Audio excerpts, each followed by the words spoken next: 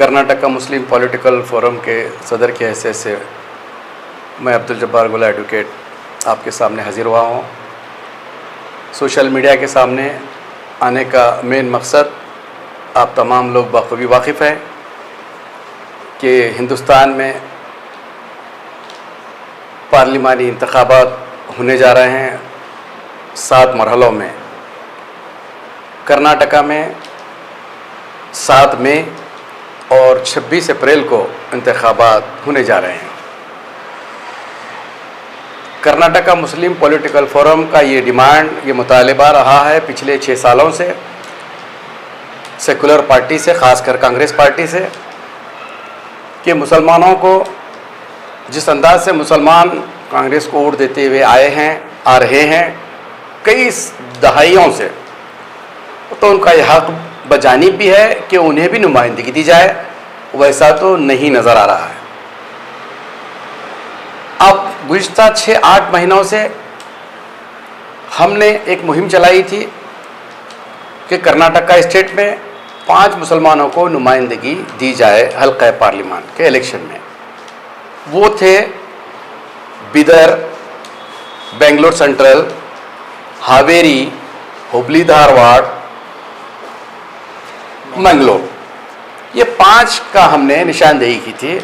यहाँ पे पूछने का मतलब साइजेबल यहाँ पर मुसलमानों की और बैकवर्ड लोगों की तादाद यहाँ पर पाई जाती है। इसी मुनासिबत से हमने ये 5 एरियाओं का नाम मुंतखब किया था। वो हमारे डिमांड थे। इसके खिलाफ हरगिज़ काम नहीं हुआ है। कांग्रेस पार्टी एक इतिहास रखने वाली party, Congress party ideology, social engineering की बात करने वाली पार्टी, सेकुलरिज्म की बात करने वाली कांग्रेस पार्टी, तमाम धर्मों को तमाम जात के लेके चलने वालों की कांग्रेस पार्टी कही जाने वाली, आज वो कांग्रेस पार्टी किस बुनियाद पर मुसलमानों के साथ नाइंसाफ़ी की है ये समझ में नहीं आ रहा है। बिदर धरम सिंह साहब एक मरतबा नुमाइंदगी कर चुके हैं। उससे पहले ये सीट रिजर्व थी पिछले 50 सालों के करीब तक। उसके बाद जनरल की गई अली जनाब सूर्यवंशी साहब, उसके बाद धरम सिंह साहब यहाँ पर कामयाब हुए बहैसियत रुकने पार्लिमान कांग्रेस पार्टी। उसके बाद 2014 में धरम सिंह साहब को डिफीट हुई, भगवंत खोबा जीते, 19 में भी उन्होंने जीते। हमारा ये मुतालिबा शिद्दत से हमने ये मुतालिबा किए थे कि कम से कम गुलबर्गा रिजर्व कॉन्स्टिट्यूंसी हो गया है, इसके अवज़ में बिदर जो हमारा नेबरिंग डिस्ट्रिक्ट है वहाँ पर मुसलमानों के साथ इंसाफ किया जाए तो बेहतर होगा। वहाँ पर भी ऐसा नहीं हुआ है। किस चीज़ को कांग्रेस पार्टी के बड़े लोगों ने नज़र में रखकर ये जो कैंडिडेट का इंतखाब किया है वो समझ के बाहर है। अक्सर ये देखा जाता था कि नेशनल पार्टियां अक्सर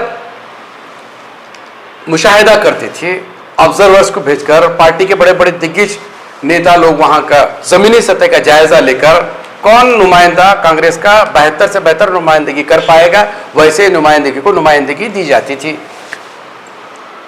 यहाँ पर तो कहीं नज़र नहीं आया है। ड्राइंग रूम की पॉलिटिक्स नज़र आ रही है। बेंगलुरु में बैठे एक नौजवान बच्चे को टिकट का इंतखाब किया गया है, हम उसकी मजम्मत करते हैं। मैं पुरजोर अल्फाज में उसकी मजम्मत करता हूँ। वो जो कांग्रेस पार्टी जो फैसला ली है वो हमको नाकाबिले कबूल है और इसकी मैं शदीद अल्फाज में इसकी मुखालिफत भी करता हूँ कि हमने इस मुनासिबत से वहाँ का मुतालिबा किया था। लगभग 4.5 लाख के करीब वहाँ की मुसलमानों की आबादी है। बैकवर्ड, ओबीसी, क्रिश्चियंस अगर मिले तो तकरीबन 10 लाख के करीब वहाँ की आबादी आ रही है। और उसके साथ साथ प्लस पॉइंट ये है कि हमारे गुलबर्गा डिस्ट्रिक्ट के 2 तालुक हैं, जैसा कि चिंचोली और अलंग भी उसका हिस्सा है। यहाँ पर हमने बहुत कोशिश की, उसके बावजूद भी कांग्रेस के बड़े नेताओं ने क्या अंदाजे से वो नए लड़के को टिकट दिया नहीं मालूम। क्या कांग्रेस में ऐसा भी होता है बोलकर समझ में नहीं आ रहा है कि लिस्ट जब देख रहे हैं तो मालूम हो रहा है कि 8 से 10 मिनिस्टरों के बेटियां और बेटों को इंतखाबी मैदान में उतारा गया है। अगर यही रणनीति रही कांग्रेस की तो हम जैसे लोग कांग्रेस पार्टी से जुड़ने का क्या मतलब रहेगा।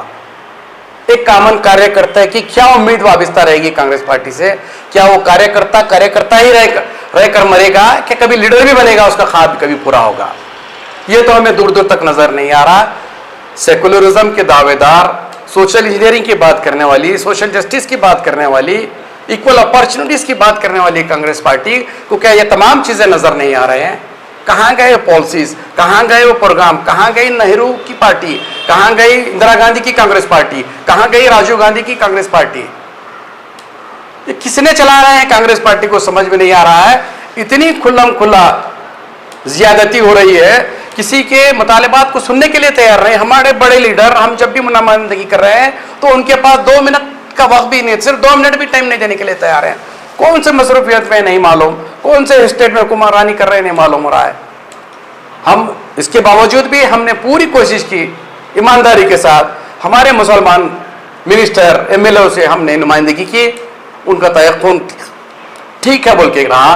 उसके बाद अब जब इलेक्शन में टिकट का जब बंटवारा हो रहा था तो खुल्लम खुल्ला हमारे साथ नाइंसाफी की गई। पॉलिटिकल फोरम को अगर कोई मजबूत दावेदार मिल रहा है बिदर कॉन्स्टिट्यूएंसी से, इंशाअल्लाह हम वो दावेदार को लेकर इंशाअल्लाह आने वाले दिनों में लोगों की राय लेकर जरूर ब जरूर कर्नाटका मुस्लिम पॉलिटिकल फोरम अपना नुमाइंदा बिदर में उतारेगा।